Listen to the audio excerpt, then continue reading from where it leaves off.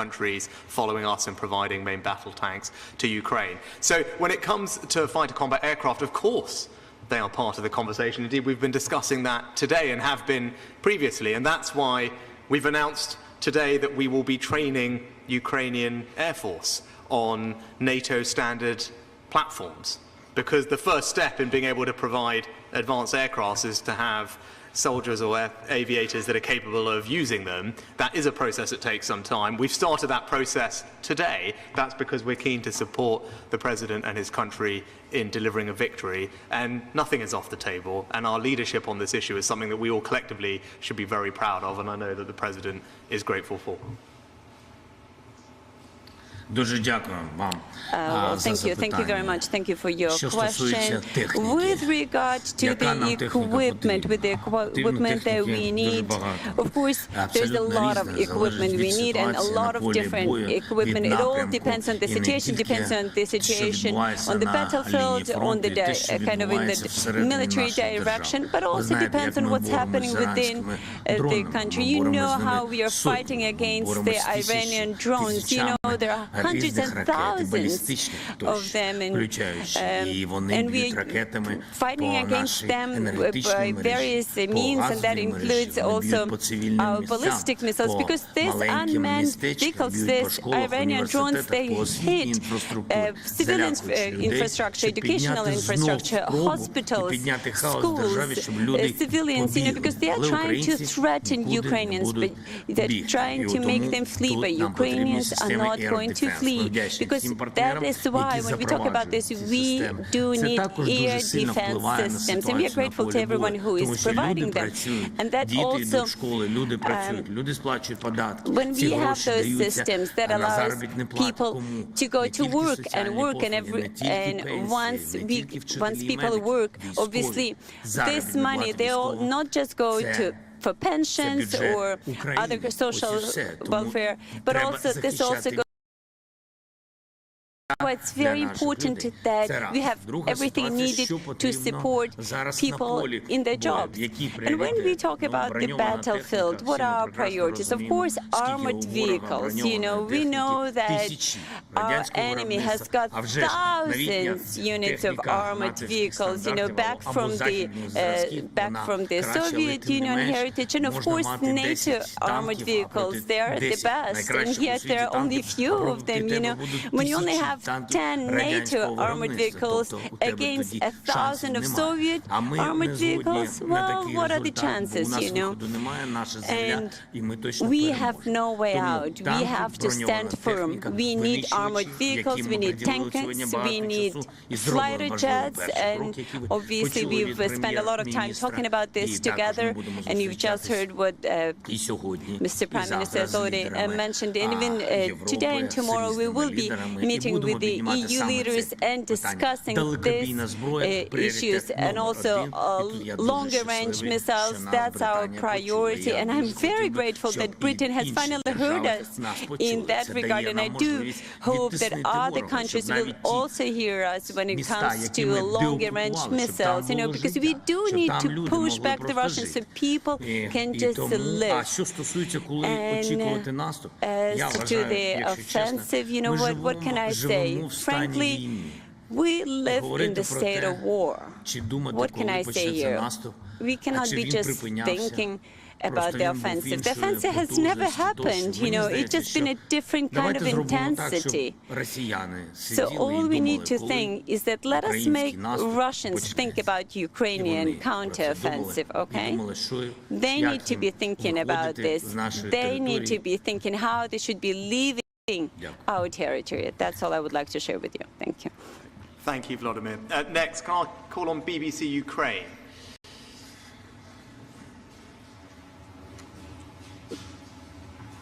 Вітаю, пане президенте. Дякую за ваш приїзд. Я б вас хотіла обійняти і подякувати, але не можна.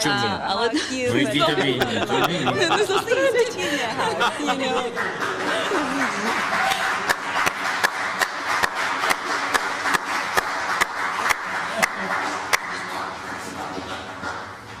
Security. Understandable. My question is to you. Mr. Sunak, you know that Ukrainian soldiers, they are dying every day. Don't you think that that decision about warplanes is taking too long? And and the other question is, what are your steps to clear the reputation of London as a city that is still laundering Russian money? Thank you. Thanks. So I think you heard from the President's previous answer, Natalia, about the very immediate needs, and that's air defense and long-range missiles. And that's the conversation that we've been having most recently about how can we provide air defense to protect the Ukrainian population. That has been the thing that we've talked about probably most in all of our conversations, which is why we've provided thousands of surface-to-air missiles and air defense systems, and will continue to do so, and more are coming over the next few weeks. And as the President said, probably the most crucial capability right here and now is main battle tanks, which we led on, but also those long-range missiles. I think that and all the talking that we've done and the planning for how we can have decisive victory on the battlefield and make progress, it requires long-range missiles, which currently the range is not there. And again, that's the conversation that we've been having, and again, we hope that Britain can lead. But when it comes to protecting soldiers, I think we feel very acutely the tragedy and the hardship that your country and your countrymen are going through. And we've both had the privilege of meeting some of them today. I've met some of them in the past. And their bravery is inspiring. It's awe-inspiring to see, as I have, the ordinary citizens, young men and women who are fighting to defend their country and being trained to do so here. And they go with not just our wishes and our training, but they go with our full support, with all the equipment that we can continue to provide them and will continue to do so. But rest assured, we are here with you, with your people, and continue to provide you with whatever we can to ensure their safety and indeed their success. Thank you. And with regard to sanctions, I think as you saw at the beginning of this conflict, I used to be the finance minister, and we put in place, the President talked about it earlier today, probably the most extensive and forward-leaning sanctions package of any country at the beginning of this conflict, to demonstrate very clearly that Russia's aggression was unacceptable and we would punish them in every which way we could. We've announced further sanctions today, but continually when it comes to sanctions, we have, I think, led. And you remember the conversations we had on things like SWIFT and banks right at the beginning of this conflict. Again, it was Britain that led the way in pushing for very strict sanctions, and as I said, we've announced further today. And wherever we can continue, to tighten them and do more, we will look to do so, as we have done today. Next, can we go to Sky News, please? Thank you. Dominic Waghorn, Sky News. Prime Minister, if I could ask you first of all, there does seem to have been a lag between Ukraine asking for more sophisticated weaponry and it eventually being given. They asked for more advanced artillery. It was eventually sent. They've asked for tanks and they will be sent eventually. They now want fighter jets and we're training their pilots, but we're not sending the jets. Your predecessor, one of your predecessors, a close friend of President Zelensky, has wondered why we're not doing more. Why not send more so they can finish off the job now? What is holding the West back? Why is there that lag? Mr. President, good to see you again. If I could ask you about fighter jets, how urgently do you need them? And what does it mean for your country if you don't get them? So, I mean, I'll take that as the first question.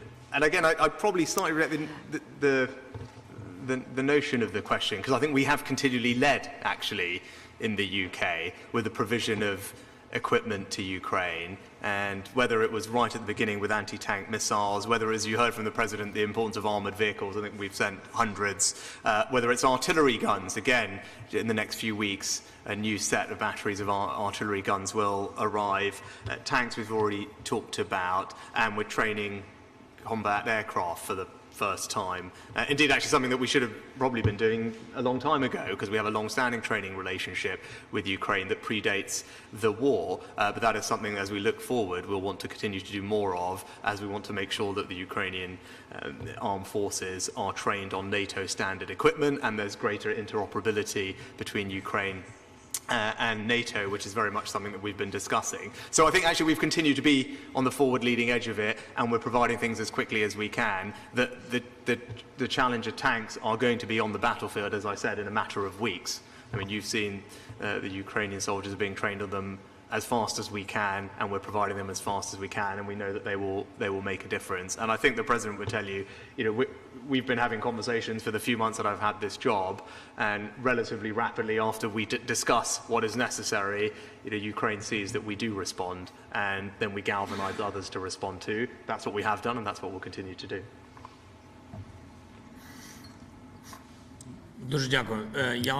Thank you very much. And I would like to be honest with you here.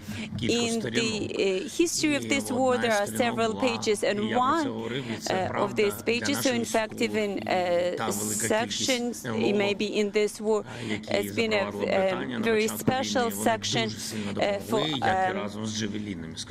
for our warriors, and also Great Britain providing equipment, and here we're talking about Javelin lines as well. And then our people had to rise up, and they had to fight with what they had. We're not doing any self-pitying here, okay? What they had, they were doing, and we were just grateful for whatever we were getting. And then we turned another page, and then we turned into we all turned into fury, because Russians were just killing and murdering people, and they were raping people, and we were ready to have anything and use any kind of weapons just to destroy them. And then we turned another page, artillery. We needed artillery. We needed to work in a different direction, and this is exactly where we received some help and support. For example, in certain places, obviously Great Britain helped us a lot, but when it comes to HIMARS, we got a lot of help from the US, and we are really grateful to them for this page in the history of war. I think it's very important to understand that Russia has no pity for their own people. They just keep on throwing their people into the battlefield. Whereas we have pity, and we protect our people. We would not throw them just onto the battlefield. We needed to prepare them. And that kind of marked a different stage in the war. And now we've come to kind of the stagnation phase. You've just asked me what would happen if we don't get this fighter jets or longer-range missiles, or we don't have enough ammunition, or because everything obviously is running out and coming out of maintenance. If you don't have this 185 artillery, there will be stagnation. These people will be coming and be living on our territory, and this will pose great risk to all of the world, because they've captured a nuclear station, and they just live there, and this kind of risk will be everywhere, because they are terrorists. And so without the weapons that we are discussing now, and the weapons that we just discussed with Rishi earlier today, and how Britain is going to help us, all of this is very important. Without this, there will be stagnation, which will not bring to anything good. Thank you. Next, we have Inter. Good evening, Mr. Prime Minister. Доброго вечора, пане президенте. Я після прес-конференції до вас підійду, буде нечесно, якщо я залишусь без обіймів. В мене до вас запитання, ви вже підвели підсумки сьогоднішньої роботи, але мені цікаво ваші особисті враження. За цей минулий рік можна перерахувати на пальцях однієї руки, скільки які враження бути в іншій країні під мирним небом, де вам нічого не загрожує?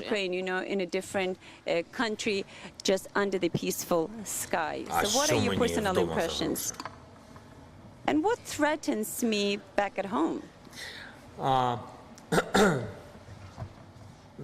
Це другий виїзд спочатку повномасштабної війни. Yes, this is my second visit outside of Ukraine after the beginning of the Russian Повинен був зробити дві важливі речі. And you know what? I had to do two important things. And first of all, I had to express our deep gratitude to all the Ukrainian people, to the people of Great Britain, to the government of Great Britain, to everyone who had been helping us to keep our land, to make sure that we don't lose it, because this is our land, which is dear to us. And I think it's amazing that Great Britain has been so active in this fight. І я за це вдячний. Я вважаю, що не можна забувати все, що було всі ці місяці. І в будь-який момент ми могли втратити свою незалежність. І поруч з нами йшли, на жаль, не батальйони друзів або партнерів, але були тут не Британія одна із лідерів. І тому наша вдячність, вона доречна, вона повинна бути. Будемо вважати, я не знаю, чи було її достатньо. Я не знаю. Але те, що ми можемо зробити, ми робимо. Ми повинні це робити і не забувати, хто був з тобою з першого дня війни. Бо війна і перемога, яку ми отримуємо обов'язково, вона ж не в один день приходить. Це накопичилось з перших днів. І наші військові, наші партнери, наш народ і ось ключові речі, ключові речі, які посилювали нашу спроможність побороти ворога, але війна ще не закінчилась. І тому є друга причина. Важка артилерія, це, напевно, сьогодні I'm here with this visit, and that's мій приїзд. Heavy artillery, and that's why I'm here, you know. I'm here again. We have to do what we can do. We have to come and we talk. We have to talk openly. We have to be frank. I'm the president of the country which is fighting now for the independence, and that's why I have to do everything possible to make sure that our partners give everything they can to strengthen us on the battlefield. So those are just two reasons, you know. Лондон дуже красиве місто, але немає часу. London is a very beautiful city. It's a shame I don't have time. Right, and lastly, Harry, the Sun. Thank you, Prime Minister. You say that Britain led the world rightly on training Ukrainian troops, on providing arms, and you yourself on tanks, but there does seem to be a reticence to break ranks with the Western allies on jets. Are you personally willing, as Prime Minister, if you can, to send Ukraine some of our Typhoon fleet? And Mr. President, on behalf of millions of Sun readers, I'd just like to say welcome and Slava Ukraini. Boris Johnson says there's no conceivable reason for Britain and the West not to send you jets. What are the reasons that they're telling you privately, and are those reasons credible? Thank you very much, both. Thanks. So I think you're totally wrong to say that there's been any reticence. Actually, we were the first G7 country to provide main battle tanks. We were also the first country to provide serious arms to Ukraine at the beginning, and we have genuinely led other countries, and that's something we should all be very proud of. And when it comes to the quantum of our support, second only to the United States last year, and again a commitment to provide the same or more this year. And then there's also, as well as the things that we provide, there's also and I think the President would attest to this, the very close cooperation and engagement between our teams as to how that Ukraine can be successful with all the support and training as you're seeing here, but also the help that we provide across the board. So I don't think there's been any reticence at all, actually, and we've probably been the most forward-leaning country in trying to bring about a Ukrainian victory in this conflict. And that's why, as Prime Minister, we decided to change our strategy to accelerate and intensify the amount of support that we give Ukraine so that we can bring about more decisive victory in a sooner period of time. And that's why I made the decision to provide tanks. And with regard to aircraft, as I said, we've already said nothing is off the table. And the first step on that has to be to have people who can fly what are very sophisticated pieces of kit. I mean, if you take someone who's brand new for a fighter jet, as Volodymyr would also say, it takes 3 years. Now, obviously, that's not what we're working with because Ukraine has existing fighter pilots. But we do need to make sure that they can operate the aircraft that they could potentially be using, but also there's a supply chain around such sophisticated aircraft. Those are the conversations that the President and I are having, and making sure that we understand all the supply chain needs that go alongside aircraft like that, making sure that they can be used and used safely and kept safely. So we're having that conversation, and it's also a conversation we are having with our allies, because particularly some of the aircraft that we have are done through joint treaty with multiple other countries. And I think we've seen that with previous bits of kit that others have had to give. For aircraft, that is something that we are also involved in, because we have, as I said, there are other allies involved in the provision of those bits of equipment. And as the President said, he's on his way to Europe after this to pick up this conversation with our partners and allies over there. But where we can, throughout this conflict, we have been nothing but out in front, and proudly so. And I know the difference that it's making, and I know the President is grateful for it, and that's what we will continue to do. Я дуже вдячен. Принаймні, я бажання сьогодні від прем'єр-міністра надати нам літаки, я його почув. Перший крок офіційно сказав пан прем'єр-міністр, що ми можемо почати навчання наших пілотів. Також аргумент, який зараз сказав Ріші, що не все залежить щодо постачання тайфунів в Україну, не все залежить від рішення тільки Великобританії. Я буду над цим працювати.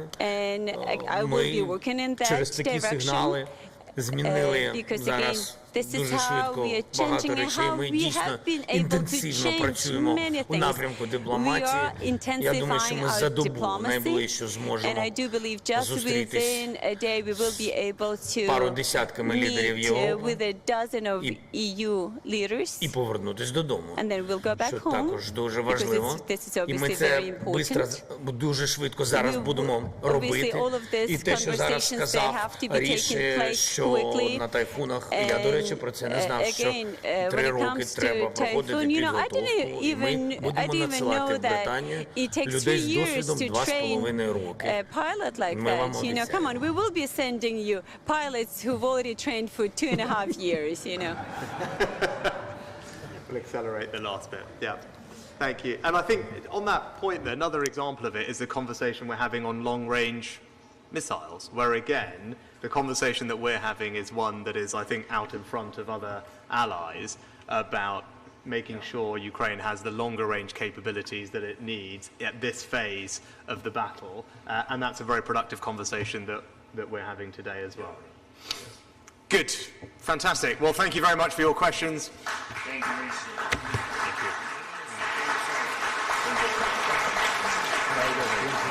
Thank you.